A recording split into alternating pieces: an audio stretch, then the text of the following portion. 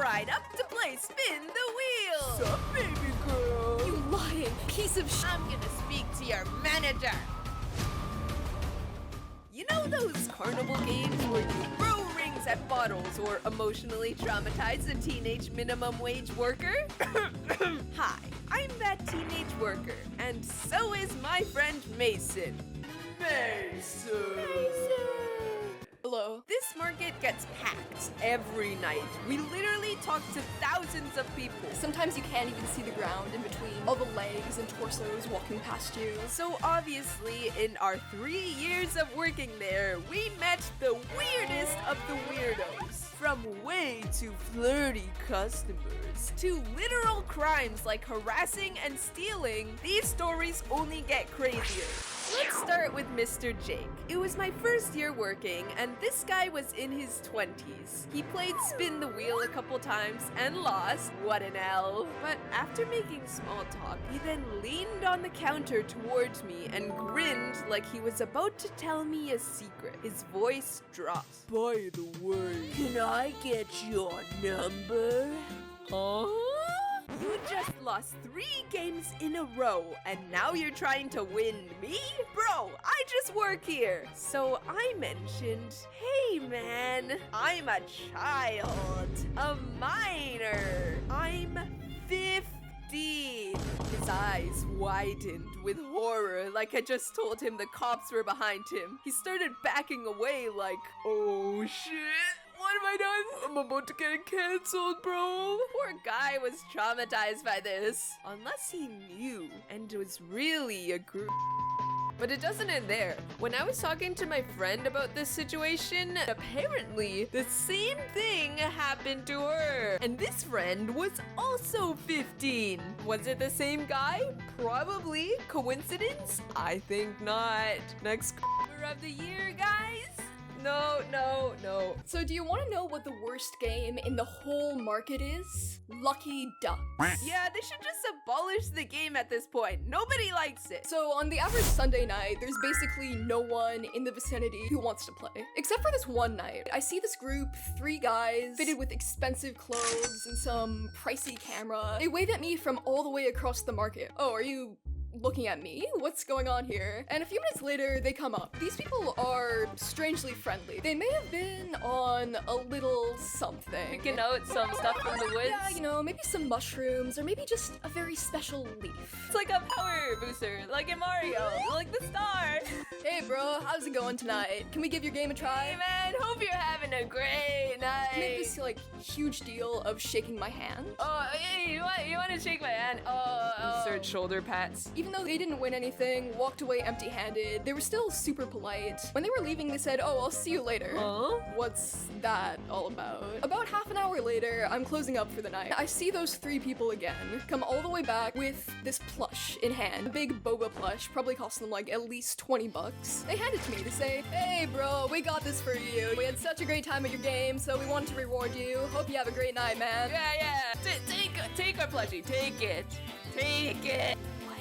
And of course, they're filming this entire thing too. So I was absolutely puzzled, like what the hell is going on? For a moment, I was worried that I'd end up in some Canadian knockoff Mr. Beast video, but I haven't found anything. I just didn't know how to react to that. I was so awkward about it. I was just like, why? Then they walked away, so I just like waved at them and said, thank you, I guess. I don't know what to do about this, but thank you. Right, you got to keep the plushie, right? I did, yeah. I still have it in a very dark, forgotten corner of my room. And here is the picture. Wow, beautiful. So at this market, there is another duck game. It's always the duck games that bring out the worst in people. Right? And it has a similar premise, but this one is just far more popular. And every single night, it's absolutely swarmed with crying children and their Karen parents, trying to get a prize and failing over and over. One of these nights absolutely swamped with customers. People coming at me left and right. And at this point in time, there was a sign next to the game that said, guaranteed prize for kids. But what the sign did not specify was in order to get the guaranteed prize, you have to spend at least $25. But there's also a $10 option that most parents preferred. So at one point, this guy comes up to me, $10 in hand, kind of wordlessly shoves it into my grasp. This guy kind of looked like Eminem for reference, but like the older, slightly washed up, mid-30s, early 40s Eminem. And his daughter seemed like very innocent, right? She was like 4 years old, poor kid. Now, I kind of got the impression that this guy was perhaps intoxicated, you know, perhaps a bit inebriated. Maybe he drinks some like grape juice beforehand, or a little more. You know, a lot of parents have been mad at me because of this, so I'm just like, oh yeah, just so you know, the guaranteed prize is only if you spend $25.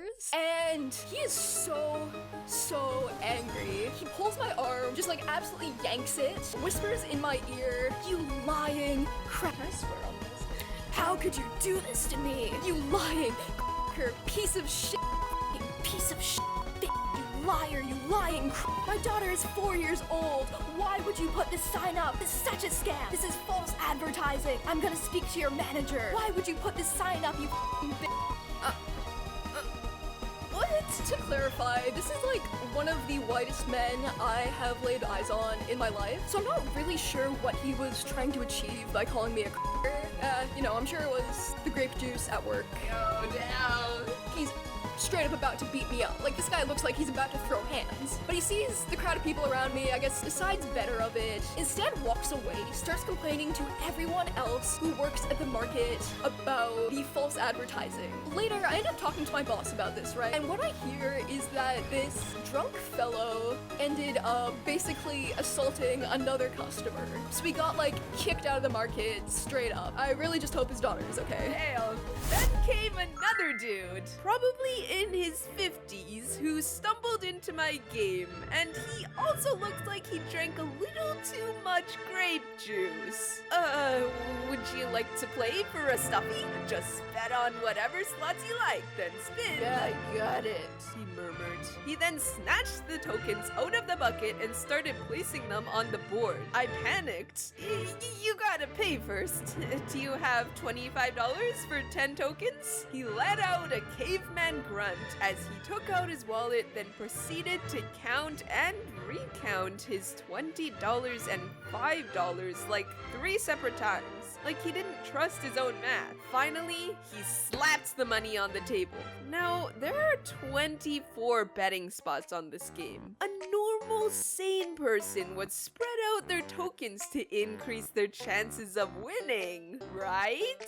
Not this man. He stacked 8 of them on one single spot, and the other 2 right next to it. Bro, why do you need 8 of the same stuffy? Anyway, he lost, obviously. Then he played again with the same chaotic strategy and lost again. And honestly, good, because I didn't want to hand out 8 prizes to drunk grape juice guy. One other story. We're in Canada, but often on long weekends, we get a lot of American tourists coming by. This one time, I'm on a game that requires quite a bit of setup. It's usually not particularly busy, but for some reason, it was just like absolutely packed for like 10-20 minutes. So there's this giant crowd, people constantly coming up to me, handing their money to me, and through it I noticed this woman standing like way off to the side behind this crowd of people, kind of staring at me, looking slightly grumpy. This is a game designed for groups, so I assume she's just observing, maybe waiting on someone. I keep playing, keep offering groups the chance to play, and eventually people are kind of done with the game, the crowd starts to dissipate. That's when this woman comes up to me in a super thick American accent, basically starts yelling at me. I've been waiting for 4 turns, 4 games, and you haven't asked me if I wanted to play at all. Threatened to call my manager and said that she wanted to get me fired. You should lose your job for this, young missy. Wow. I mean, I want to be polite to her still, so I'm like, oh no, I'm so sorry. Do you want to play now? And she's like, No, you're not sorry. I'm gonna speak to your manager. she walks away, absolutely seething. Well, I'm just completely confused. He's like, she did not look like she wanted to play this game at all. She was just standing way off to the side, didn't make any effort to talk to me before that. Some people just want something to be angry over, I guess. Some people are naturally just not particularly happy and love taking out their rage on minimum wage workers. At the end of the night, I talked to my manager about this, and he heard nothing from her. So I suppose her efforts were not particularly successful. Maybe she couldn't find a manager, maybe it was just an empty threat. Who knows? Now this is the craziest story with the weirdest, dumbest robbing customers. You really wouldn't expect people to love the prizes of the game so much, right? They're just plushies, you can get them off Amazon, AliExpress, what have you. Yeah, you don't usually go to the carnival to win plushies. You go there to play the game. Well, on maybe my third or fourth shift of this job, I witnessed some guys who had very different thoughts about that.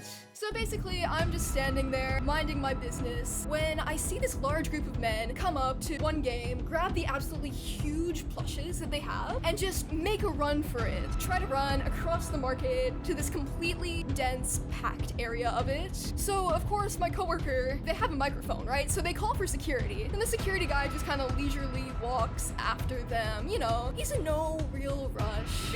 Even though he probably should be, perhaps. And also, during this situation, I was there. I could technically see it, but at the same time as I was oblivious. I don't know. I was off doing something. Maybe looking at the stuffies and their gloriousness. Yeah, these fellows were not very smart in their robbery gambit. They ran off into the market where my boss tracked them down at the knife store. Such an inconspicuous place to hide with your newly stolen goods. Our boss goes up to them, asks them basically if they stole the plushies, and they're all like, no, of course not. Oh, where would you get that idea? Wait, were they holding the plushies? I think so, yeah. Maybe like trying to hide them behind their back. Damn. These guys didn't really put up much of a fight after they were confronted. Their excuses fell completely flat. The company ended up regaining the plushies. I think they talked to the police. Not really sure what happened to them after that, but real smart guys. Too bad you couldn't get your super glorious plushies. Should've just played the game, maybe had some fun to try and win them, but you know, nice try. Yippee! Those were only some of the weirdest customer stories, but there's a lot more. So if y'all want to hear that, you gotta wait, okay? Be patient. We're working on it. So watch this video in the meantime. We looked up some videos to see how they ended their first job story videos, and the best one said something about Dr. Pepper. So Dr. Pepper doesn't taste good, even if it's tipped to you by a random customer like my brother was. Do you have any final thoughts that you would like to say? Capitalism is a cage, and we are all imprisoned. Yeah!